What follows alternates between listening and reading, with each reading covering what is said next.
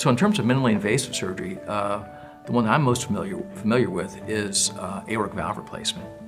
And aortic valve replacements can be done through a very small incision that just comprises the most upper part of the sternum.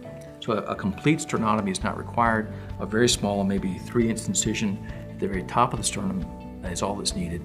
That results in far less discomfort, earlier return to work, better recovery overall, and it really is the preferable way of doing that procedure these days. If the aortic valve surgery has to be accompanied by coronary bypass grafting or some other cardiac procedure, which they often are, then you still have to do the full sternotomy. But if it's just an aortic valve procedure, it can be done through a very small incision. Better cosmetic result, less pain, early return to work.